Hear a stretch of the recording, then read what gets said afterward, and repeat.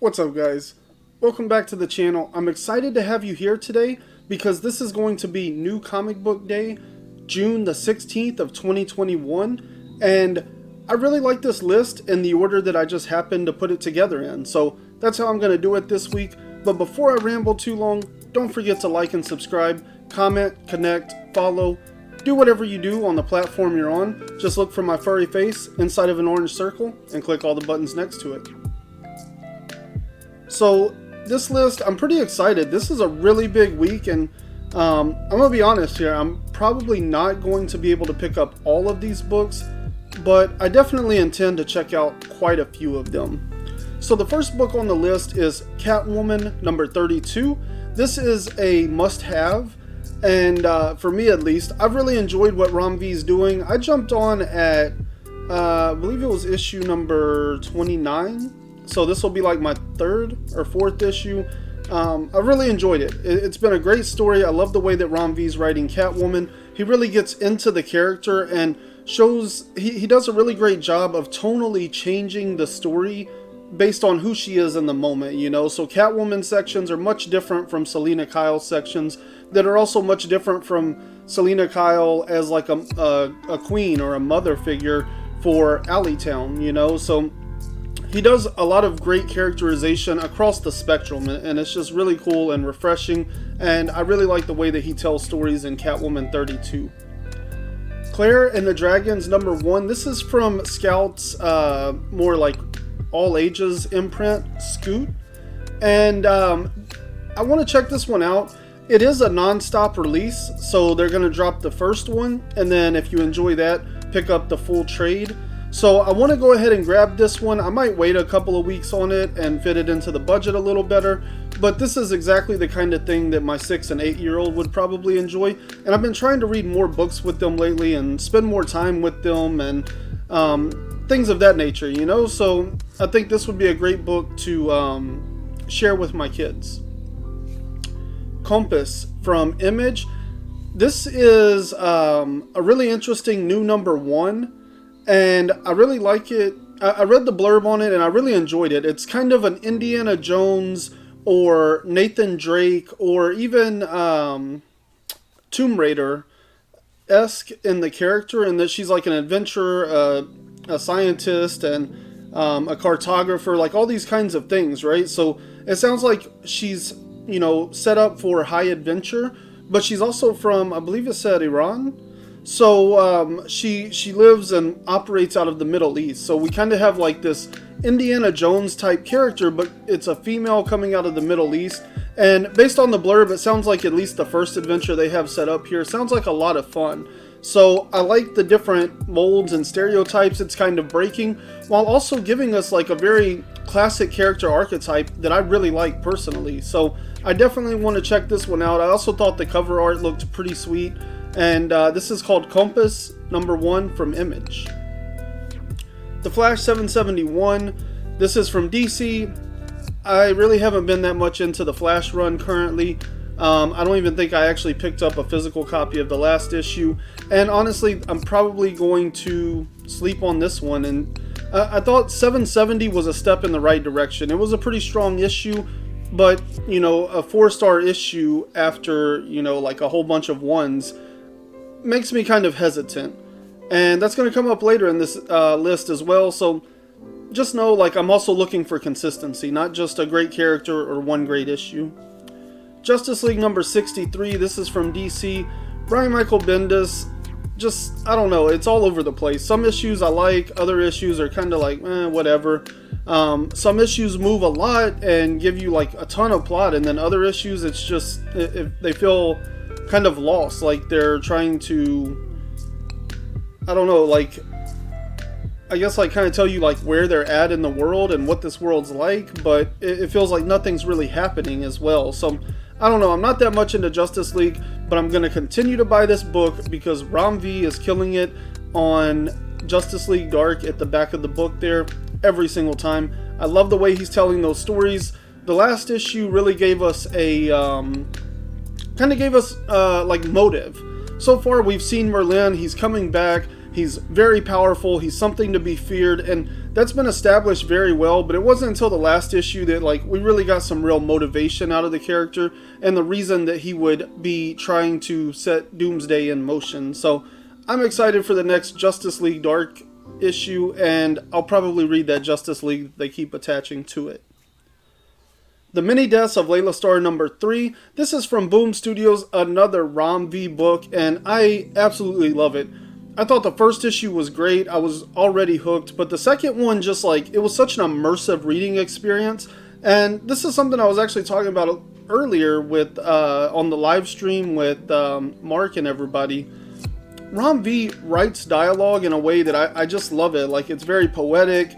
It's very interesting. Like, he writes dialogue in a way that it kind of like sets up questions and answers as it goes along.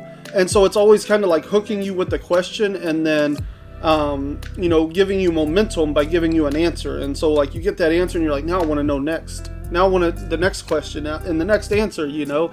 So I really love the way that Rom V writes his stories, but I can't not like overstate how well his dialogue really pulls me into the story and into the world. And I found in LAILA STARR number 2, like there was a point where I was so into that comic, like I actually jump scared because of the outside world. Like I didn't see somebody approach me, and that usually doesn't happen to me. It's very rare for me to get that sucked into a story, but I'm absolutely in love with the Mini Deaths of LAILA STARR. So check out number 3, and of course, like every issue of this, be picking it up. Nightwing number 81. This is from DC. Since Tom Taylor took over, that's where I jumped on, and I've really enjoyed it. John's Comics with Kids and White Whale Comics, they did a Wednesday night comic book club sort of thing over like the current Nightwing run. So pretty much what I just said, when Tom Taylor took over like 3 or 4 issues ago now, they kind of covered all of those issues, and they did an excellent review. I'm not going to sit here and break it all down because I've talked about each issue as it's come out and stuff, but definitely check out their review of it because they give you a great sense of you know, how this comic book compares in the world of comic books. And I think they make some very apt comparisons, and so definitely check out that video. But Nightwing number 81, that'll be out this week. Project Patron number 3, this is on Aftershock. I've actually enjoyed this. I don't know how many people are reading it, and I don't know how long it'll be good enough to stay on the pull list if it keeps landing on weeks like this, but Project Patron has been a really cool like thriller. There are things happening in the book, but it's not nearly as much what happens in the book that has me hooked on this story as what it does for like the way I think about things. It's already inspired some great storytelling and like premise work that I've been putting together. And so I'm really excited for the next one because while Project Patron itself is kind of just like a drama, the things that I think about afterward, like the fact that you have basically this Superman character that's been killed and now humans are manning this robot that basically has all those powers, but it takes a whole team to do what this one person could do.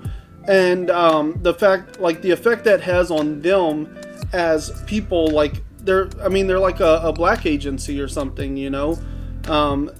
Nobody knows they exist, and they know these secrets about the world that they can't tell anyone. And so, you know, even their interpersonal relationships, it creates very interesting and dynamic situations. And so I really enjoyed what Project Patron does for me outside of the book, because it really makes me think about things in a different way. Radiant Black number 5 from Image. This book, I was pretty much done with it. I thought the first book had too many issues for like a strong start, and then the second issue surprised me. It picked up quite a bit, and then the third book came along and it really just lost me. The only reason I even bothered reading number 4 was because I thought somebody else was reading it that I would want to talk to about it. And so I read number 4 and I hit this person up and they're like, oh yeah, I quit reading it after number 2 or whatever. And I was like, oh man, like issue 4, it is completely different, completely changes the game. And I don't think anybody saw it coming. In fact, I'm glad I picked that issue up, because if this series stays the path, this could become a very valuable key. This could become basically the #1 issue. Yeah, of course, it's not like the first appearance of these characters, but if this is the world it's going to be, this is the first appearance of basically everything as far as I'm concerned. This is issue 0, this is issue #1, and so I'm excited to check out #5 and see if it's going to stay down this path. If it doesn't, I'm probably not going to be interested, like I was talking about earlier with the Flash. You know, like, I need some consistency. If every so many issues we're going to get something really good, then I'm not going to stick around. It's just not worth it value for book to only get something great out of every 4 to 5 issues. But if Radiant Black can stay on the path that's set with #4, I'm in. I'll definitely buy back into the series, and I'll be excited to continue reading it because they did something really awesome in #4, and I hope that's the book that stays around. Seven Swords #1 from Aftershock. I really don't know too much about this book. It's a brand new #1, but I did read the blurb about it, and if you were thinking 7 swords, 7 samurai, then you're not too far off. It's about 7 swords that can, like, defend this town or whatever from pirates or something. But the key here being, like, each of the 7 swords is different, and it kind of represents a different fighting style. So you got like a swashbuckler, it looks like, and a more like Chinese style sword, and maybe like a Middle Eastern style sword. So these 7 swords are different and kind of represent different fighting styles. I'm sure that's where, like, all the cool things are going to happen. But yeah, I mean, it's basically what is it, Magnificent 7 or 7 Samurai, anything like that, where you have a bunch of people coming together to defend a small town, and they're kind of like leaning on their abilities or whatever. So yeah, I mean, 7 swords, it doesn't sound like anything super unique or amazing, but I generally enjoy those kinds of things because the mixture of personalities and the way the characters interact and stuff, that's where I find them the most interesting. So I'm definitely going to check out 7 Swords #1 and see if it's a series I want to continue to pick up, but it's already in a genre that I enjoy, so I wouldn't be surprised. Static Season 1 #1 is going to be out this week, and I'm pretty excited for this. It's basically kind of continuing all the stuff we saw in Milestone Returns. But, you know, it's going to be Static. It's going to be his story in this modern age. So I'm interested. I haven't read any blurbs, so I don't know exactly what it says. I don't know exactly what to tell you about this book, other than if you're excited for Milestone and you're excited for Static, this is it. It's finally here. Supergirl, Woman of Tomorrow #1. This is another Tom King series, and this will be his 4th one. I mean, I believe it will be his 4th one, but 2 of those are more or less wrapping up here pretty soon. So, it's going to be really cool, I think. I mean, I've enjoyed Tom King on Batman Catwoman, and based on what I've talked to with other people, it sounds like I kind of get like what he's going for in his writing and stuff. I think him doing a Supergirl book is going to be pretty interesting, and so I'm going to stick around. I guess that'll be my second Tom King read, and then I'm going to try to pick up some trades of his other stuff as that starts to wrap up, so I can go back and read that too. So hate me if you want, but I think I'm becoming a Tom King fan, and so I'm really excited for Supergirl, Woman of Tomorrow, to see how this series is going to go. Time Before Time #2. This is from Image, and this first book, like, I thought I understood, what it was and where it was going. And then a little over halfway through the book, there's this crazy scene where, like, basically you have these 2 main characters and people that want to escape, like, the mob or the government or whatever. I think they're trying to escape from government, like Big Brother. So what they do is they go to, like, the mob, and the mob will take them back in time. So they can go live in, like, 1983, where there's no government overreach, and I mean, there was government overreach, but there was no Big Brother, no cameras on every corner, all that kind of stuff. And so they decide, like, they don't like the life they have either. This job sucks, and they're going to do basically the same thing. We're going to go steal a time machine and go back in time, and then just ditch it and, like, live as if we're supposed to be here. But things go wrong, and the main character, his friend, basically ends up on a rogue mission where things go wrong, and when he comes back, he is, like, ancient, he's like almost 100 years old or something, it looks like. He can't really move or anything. And so he has this conversation. The main character talks to his old friend, and he's just disappointed because they had all these plans to go like run away and stuff, And as he's talking to the guy, he's like, it'll be fine. We can fix it all. We'll go travel through time and do all these things or whatever, blah, blah, blah. And the guy tells him, like, I already took a time pill or whatever, which basically kills him. So he commits suicide right there, and it really just, like, devastates the main character. And it's a very potent moment. Like, the book really, like, slows down right there and does a great job handling that situation and expressing the gravity of what just happened. And so I'm excited for the second one, Time Before Time number 2. Probably going to be more of that. I'm really excited. I think this could be kind of like one of those high concept things where we got the big twist all in the first issue, and the rest of the series is going to be as straightforward as I thought that first one was going. But at the same time, I'm open to the possibility that it's going to shock and surprise me again. Plus, I thought the artwork was pretty cool, and I love the concept. So definitely going to check out Time Before Time number 2. And then we have Ultra Mega number 4. This is from Skybound, James Harren with Dave Stewart on colors, and this is easily the best book on shelves. Definitely the best value, like best bang for your buck. This is I think it's an $8 book. Every issue has blown me away. The first one, I was just like, what? There's no way the rest of the series will live up to that. Wrong. Number 2 was even better. But how much better could it get? Number 3 was even better. So number 4 is here, and like I have pretty high expectations at this point, but I think Ultra Mega is going to continue to deliver, because it doesn't seem like James Harren, the way he's writing it, like he's not constrained by anything. He doesn't seem to think like, oh well, I could do this idea, but what about this, that, and the other? Like he just does it, and the world is like this huge mishmash of just like every genre you've ever loved. Everything you've ever seen on TV or in a movie that you were like, I would like that one element, like it's here. This is the trash can punch of comic books, but it's done with so much style and pizzazz that you can't hate it. It's so good. It's a little over the top. It's very gory, strong language, all of those things. So if you're not into things that are above like a PG-13 rating, I would say this probably isn't for you, but literally everybody else. If you have no moral fiber in your body, this is for you, because you're about to see like heads get ripped off, people get eaten. The most I gasp out loud whenever I read this sometimes.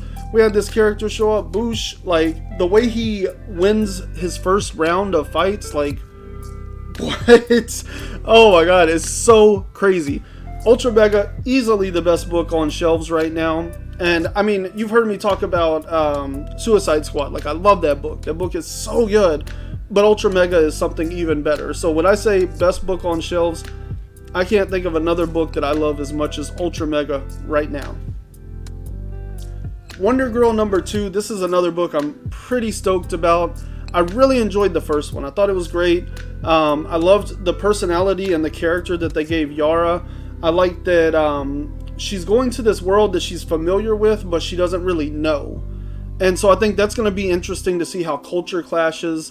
Because, as somebody who's here in the States, and I know people that moved here from Mexico, and even when we go back to Mexico and we see like all their relatives and stuff, it's a different world, and seeing their children be raised in America, and they went on family trips to Mexico to see their family, but they grew up and were raised here. It's a much different culture altogether, even when they go back. So Yara Flor, like knowing the culture of Brazil and having been raised in a Brazilian family and things like that, I think it totally makes sense the way that there's almost like this culture shock of her going back to Brazil in that first issue. And I think it's really great. And then they expose her for the hero that she is, because even without all the Wonder Woman gear and all the powers and everything that comes with that, she runs toward a crashed, burning vehicle. She puts herself in the line of danger to save other lives. And so I thought it was just a really great characterization for that first book. It really defined Yara as a human. And then at the end, we get that great hook right there that's going to bring us into the world of Wonder Woman and who Yara is as Wonder Woman. And so I'm really excited for number 2. I think it's going to be great. And Joelle Jones has been killing it since Future State with this character. So I'm definitely excited for more of that. That's the whole list. I believe it's 15 books last time I counted, which is right around where I was last week, but a little bit smaller than the 2 weeks prior to that. So we are moving in a direction where like the size of the list is getting cut, but at the same time, there's a lot of new number 1s coming out right now, and so that could put some other series on my list and really pack it out. So we'll see how things progress as the weeks move forward. If I had to pick like top excitement for me right now, I think, man, we're gonna do LAILA STARR number 3, Wonder Girl number 2, and Ultra Mega number 4. Should have seen that last one coming, right? This is an awesome list, though. I'm really excited for a lot of these. I mean, Supergirl, Catwoman. There's a lot of really great, strong female characters that I'm reading right now that I'm really enjoying. Like this is a great time for this is a great time for female heroes and just being well written and well rounded out. I really like it. So yeah, that's the list. Tell me what you guys are reading. Tell me what I should be reading, and tell me, what are you most excited for? What is the top 3 books? What are the first 3 books you're going to read when you bring that stack home this week? Let me know in the comments below. That's all I have for today. Thank you for watching, and until next time, keep flipping pages.